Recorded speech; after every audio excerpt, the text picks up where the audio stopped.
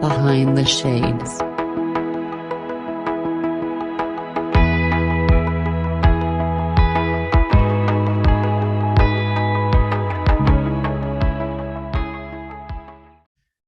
There was one guest I had where they're talking about polygamy.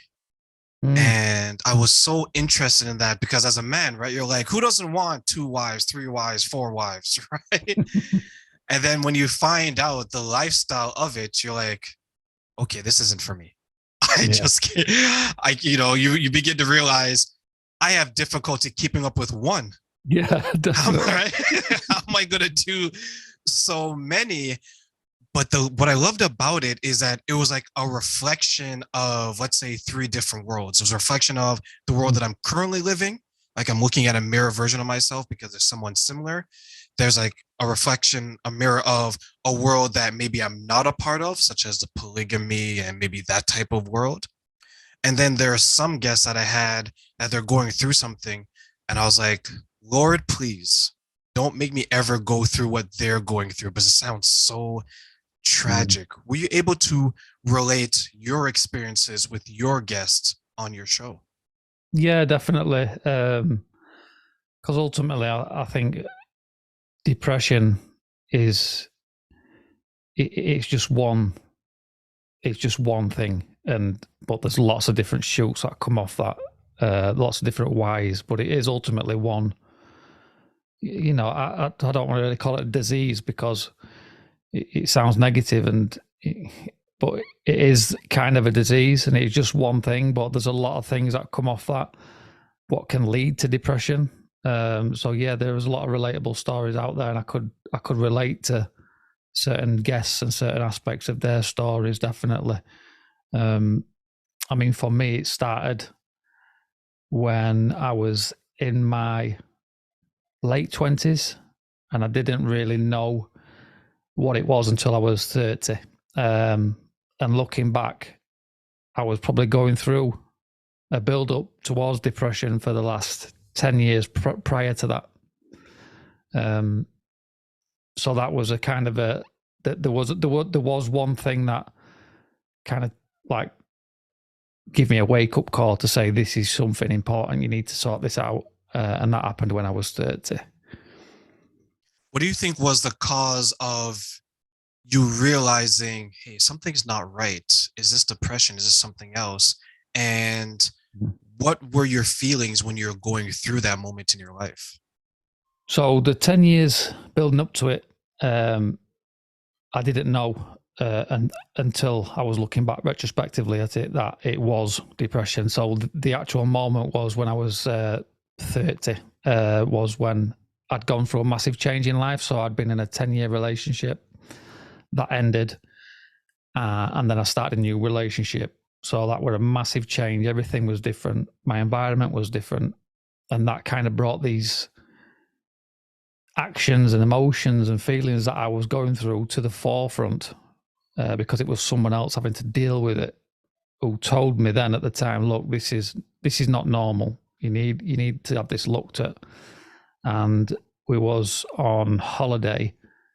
It's about, from where I live, we drove about 2 hours in the car to get to where we were on holiday, and my head just went. I just lost it, not in a violent way or anything like that, but to the point where I just put a t-shirt on and I set off walking. I tried to walk the 2 hour drive that we'd just done back down highways, places I didn't even know where I was, and I didn't even know what I was doing. I just something in my mind had just flipped, and I just set off walking, and that caused a lot of problems for the people that are around me that love me, enough for them to kind of sit me down and have like a mini intervention and say, look, we're not going to stop hounding you basically until you've been and got this sorted out.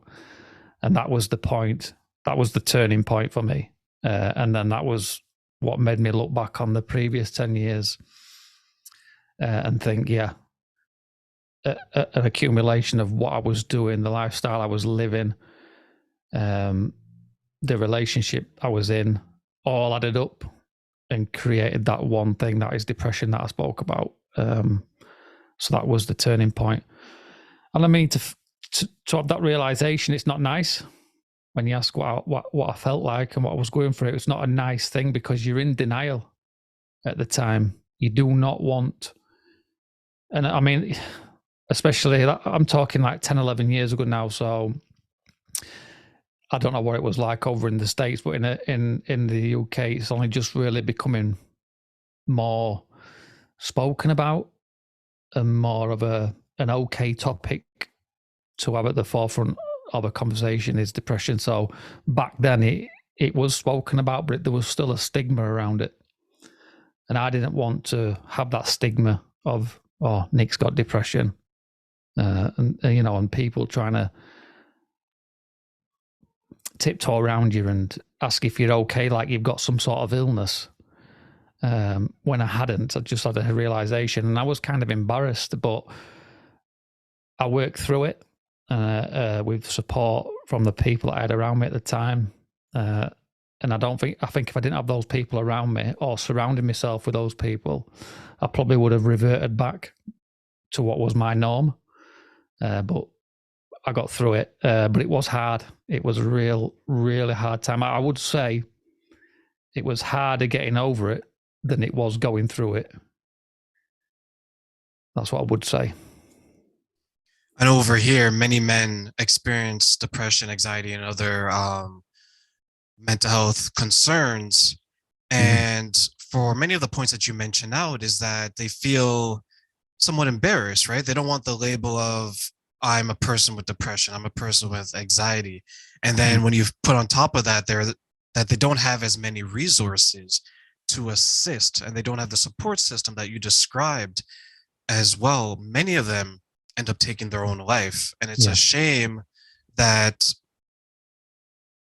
they don't feel that they can come to someone, because for you to share that with me or whomever at that point in time in your life takes courage. And a lot of men, they want to be strong, right? They want to be independent, and they don't want to show that weakness. But I think we need to do a better job in saying that expressing how you feel is a sign of strength. Expressing what you're thinking takes courage, especially amongst other men, because sometimes we may joke, right? You and I may have like a friendly banter and things like that, but you should be able to come to someone and say, hey, Terrain, I'm struggling with this. I was in a 10-year relationship.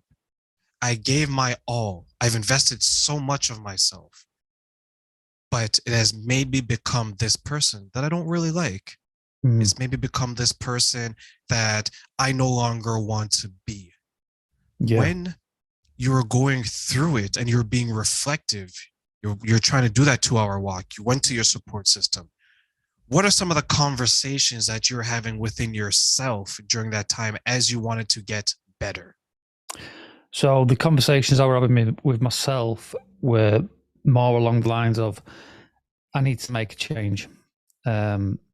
So I did not want to carry on doing what I was doing previously, because I knew that it would have been too easy then to revert back into that sort of lifestyle and way of living sort of thing. So I wanted to change everything from the inside out. So I started off with friends, which was a hard one, and social life. So I had to change that.